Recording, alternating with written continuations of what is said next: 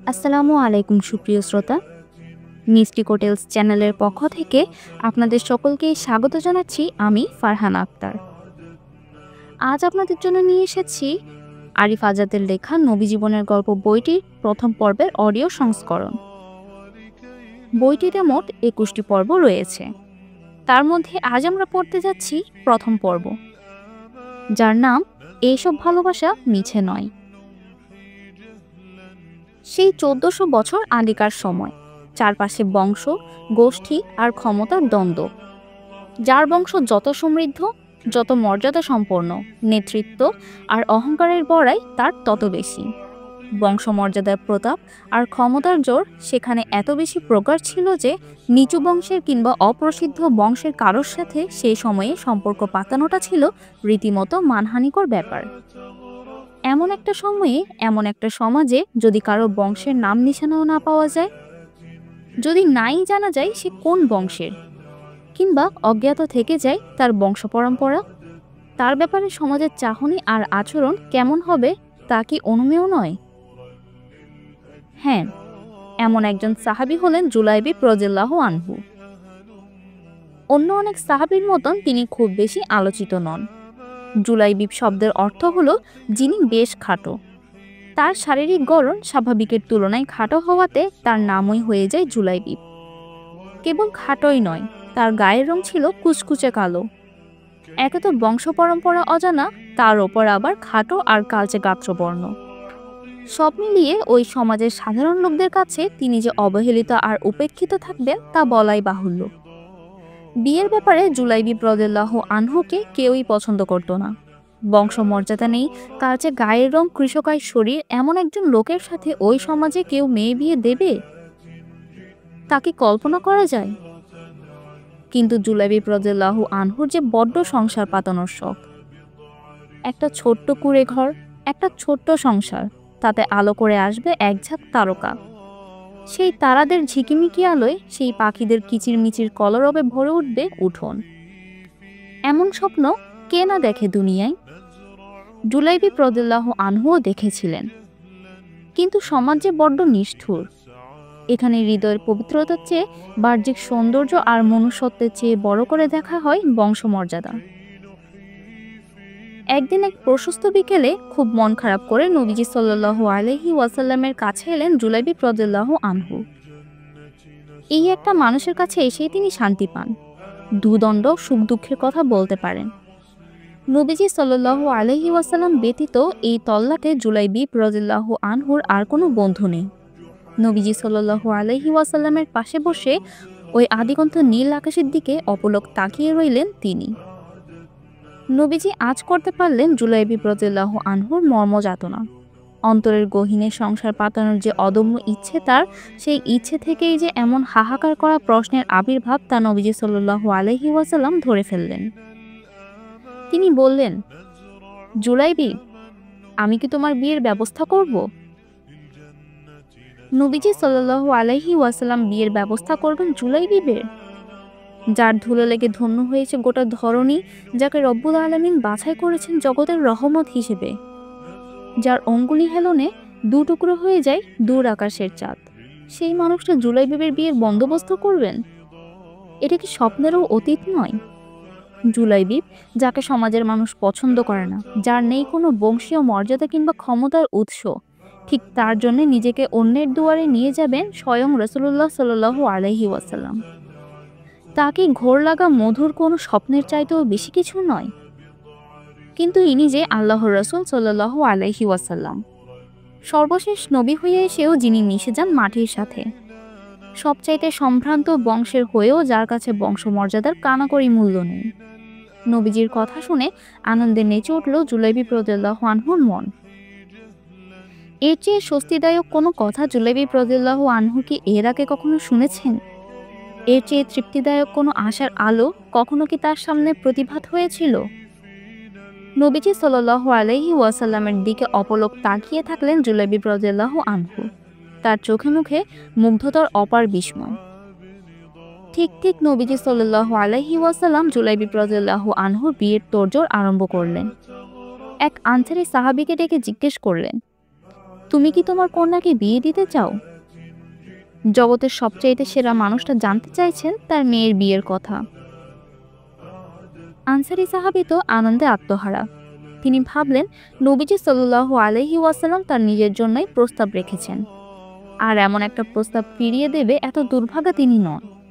আনন্দের আতিশয্যে উৎফুল্ল হয়ে আনসারী সাহাবী বললেন, সুবহানাল্লাহ ইয়া রাসূলুল্লাহ, আপনার কাছে কন্যা বিয়ে দিতে পারবো, এর চাইতে মহা সৌভাগ্যের ব্যাপার আমার জন্য আর কি হতে পারে?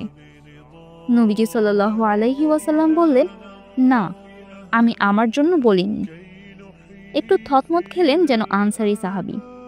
বললেন, তাহলে ইয়া রাসূলুল্লাহ? নবীজি সাল্লাল্লাহু আলাইহি ওয়াসাল্লাম বললেন, জুলাইবিবের জন্য। জুলাইবিব? তাকে কে না চেনে?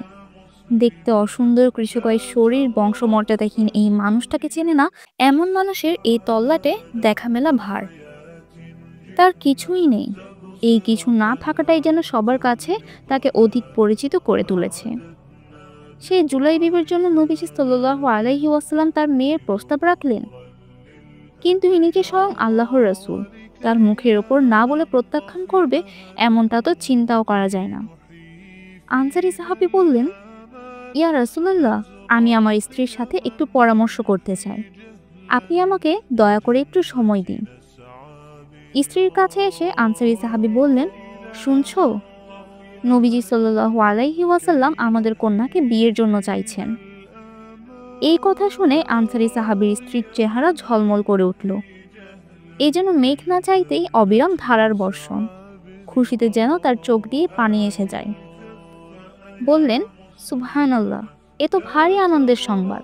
নবীজি সাল্লাল্লাহু আলাইহি ওয়াসাল্লাম আমাদের কন্যাকে বিয়ে করবেন, এ তো মহা খুশির ব্যাপার।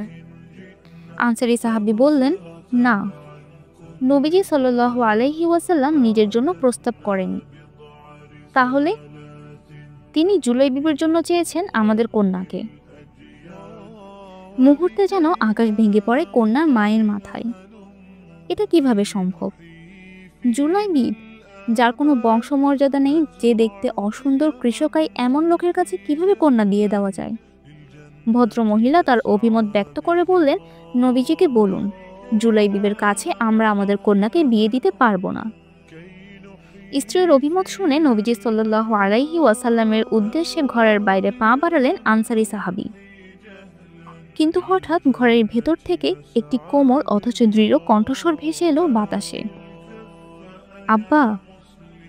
থমকে দাঁড়ালেন আনসারী সাহাবী। এই ডাক্তার চেনা, এই কণ্ঠ তার অতি পরিচিত। তার কন্যা, যার জন্য বিবাহের পয়গাম পাঠিয়েছেন নবীজি সাল্লাল্লাহু আলাইহি ওয়াসাল্লাম। এই যে তারই গলা। তিনি জবাবে বললেন, বলো আমার কন্যা। মেয়েটি বিনীত গলায় বলল, আমার বিয়ের ব্যাপারে কি কথা হচ্ছিল? হ্যাঁ। কোথাকার প্রস্তাব? নবীজি সাল্লাল্লাহু আলাইহি ওয়াসাল্লাম পাঠিয়েছেন, তিনি তোমাকে জুলাইবিবের জন্য প্রস্তাব করেছেন। বিস্ময়ের সাথে মেয়েটি বলে উঠল, সুবহানাল্লাহ, আপনাদের কি মত এতে? তোমার আম্মা রাজি হননি। জুলাইবিবের সাথে তোমার আম্মা তোমাকে বিয়ে দিতে কিছুতেই ইচ্ছুক নন। এই সংবাদ নবীজি সাল্লাল্লাহু আলাইহি ওয়াসাল্লামকে দেওয়ার জন্যই আমি তার কাছে যাচ্ছি। মেয়েটি বলল, আব্বা, কার প্রস্তাব আপনারা ফিরিয়ে দিতে যাচ্ছেন, সে ব্যাপারে আপনাদের কোনো ধারণা আছে? আল্লাহর রাসূলের পাঠানো প্রস্তাবকে আপনারা অপছন্দ করছেন কিভাবে? আপনারা কি কোরআনের এই আয়াত শোনেননি, যেখানে বলা হচ্ছে আল্লাহ ও তার রাসূল কোনো বিষয়ের ফয়সালা দিলে কোনো মুমিন পুরুষ কিংবা মুমিন নারীর জন্য সেই বিষয়ে তাদের কোনো ইখতিয়ার সঙ্গত নয়। আর যে আল্লাহ ও তার রাসূলের অবাধ্য হয় সে স্পষ্টই পথভ্রষ্ট হয়। আব্বা, নবীজির পাঠানো প্রস্তাবের ব্যাপারে আমার কোনোই দ্বিমত নেই। তিনি নিশ্চয়ই আমার জন্য অকল্যাণকর কিছু চাইবেন না। আমি সন্তুষ্ট চিত্তে এই প্রস্তাবে রাজি আছি। আপনি দয়া করে আমাকে নবীজি সাল্লাল্লাহু আলাইহি ওয়াসাল্লামের কাছে নিয়ে চলুন এবং তাকে বলুন তিনি যেন আমার বিয়ের ব্যবস্থা করেন। এই মহিয়সী নারী, যার সাহস, সততা আর সত্যিকার আল্লাহ ভীতির কাছে সেদিন পরাজিত হয়েছিল বংশমর্যাদার গৌরব, যা দৃঢ়তার কাছে ভেঙে পড়েছিল বাহ্যিক সৌন্দর্যের দেয়াল। দুরন্ত সাহসের এই রমণীর সাথেই নবীজি সাল্লাল্লাহু আলাইহি ওয়াসাল্লাম জুলাইবিব রাদিয়াল্লাহু আনহুর বিয়ে দেন। একটা সংসার পাতানোর যে অদম্য অথচ অসম্ভব স্বপ্ন বুকে লালন করছিলেন জুলাইবি রাদিয়াল্লাহু আনহু, সেই স্বপ্নটাকে পূর্ণমাত্রা দিতে সর্বাগ্রে এগিয়ে এসেছিলেন নবীজি সাল্লাল্লাহু আলাইহি ওয়াসাল্লাম। জাতপাত নেই বলে যাকে ব্রাত্য করে রাখা হয়েছিল পুরো সমাজে, তার কাছে আল্লাহর রসুল সাল্লাল্লাহু আলাইহি ওয়াসাল্লামের কি অটুট দোস্তি। দেখতে অসুন্দর আর কৃষকাই বলে সকলের কাছে যে লোকটা উপেক্ষিত, তার সাথে নবীজির কি সুন্দর মাখামাখি। এই না হলে তিনি রহমাতুল্লিল আলামিন। মাটি আর মানুষের সাথে একাকার হয়ে যাওয়ার এই যে অনন্য ক্ষমতা, এটাই কি সবার চেয়ে তাকে আলাদা করে মেলে ধরেনি? বিয়ে হলো, সংসার হলো, এরপর একদিন ডাক এলো জিহাদের। শত্রুর বিরুদ্ধে সম্মুখ লড়াই, যুদ্ধের জন্য রণসাজে সজ্জিত মুসলিম বাহিনী। প্রস্তুত জুলাইবি রাদিয়াল্লাহু আনহুও। ময়দানে নির্ধারিত সময়েই শুরু হলো শত্রু বাহিনীর বিরুদ্ধে মুসলিম বাহিনীর মুখোমুখি যুদ্ধ। মরছে শত্রু, শাহাদাতের অমেয় পেয়ালা পান করছে মুসলিম যোদ্ধারাও। এক পর্যায়ে অবসান হলো সবকিছুর, স্থবিরতার ছায়া নেমে এলো রণাঙ্গনে। এখানে ওখানে ছড়িয়ে ছিটিয়ে আছে শত্রুপক্ষ আর মুসলিম বাহিনীর অনেকের লাশ। নিজ নিজ আপনজন আত্মীয় স্বজনদের খুঁজে নিচ্ছে অনেকেই। নবীজি সাল্লাল্লাহু আলাইহি ওয়াসাল্লাম সাহাবীদের উদ্দেশ্য করে বললেন, তোমরা কাকে কাকে হারিয়েছ? তারা বললেন, ইয়া রাসূলুল্লাহ, আমরা অমুক অমুককে হারিয়েছি। তিনি আরেক দল সাহাবীর উদ্দেশ্য করে বললেন, তোমরা কাকে কাকে হারিয়েছ? তারা বললেন, আমরা অমুক অমুককে হারিয়েছি ইয়া রাসূলুল্লাহ। তখন বিষণ্ণ চেহারায় নবীজি বললেন, আমি হারিয়েছি আমার জুলাইবিবকে। চারদিকে খোঁজা শুরু হলো, কোথায় আছে জুলাইবি? খুঁজতে খুঁজতে একটা কূপের কাছে পাওয়া গেল জুলাইবিবের দেহ। শাহাদাতের পেয়ালা পান করে অনন্ত জীবনের পানে উড়াল দিয়েছেন এই মহান সাহাবী। অশ্রুভরা নয়নে নবীজি সাল্লাল্লাহু আলাইহি ওয়াসাল্লাম জুলাইবিবের মৃতদেহের দিকে তাকিয়ে বললেন, নিশ্চয়ই আমি জুলাইবিবের জন্য, আর জুলাইবিব আমার জন্য। নবীজি তার লাশটি নিজের কাঁধে উঠিয়ে নিলেন। এরপর তাকে নিজ হাতে শুইয়ে দিলেন কবরে। বংশমর্যাদা নেই, কৃষকায় গাত্রবর্ণ আর কৃষকায় দেহের জন্য যে জুলাইবিব সমাজের সর্বত্র অবহেলিত আর উপেক্ষিত হয়েছিলেন, নবীজি সাল্লাল্লাহু আলাইহি ওয়াসাল্লামের কাছে তার কি অপার মর্যাদা।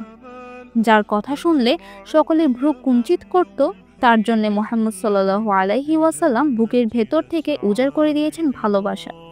এই যে নিরেট, বাস্তব আর স্বার্থহীন ভালোবাসা, এই ভালোবাসা তো এমন মহামানবের হৃদয়ের গহীন থেকেই উচ্চারিত হওয়া সম্ভব। জানি এইসব ভালোবাসা মিছে নয়।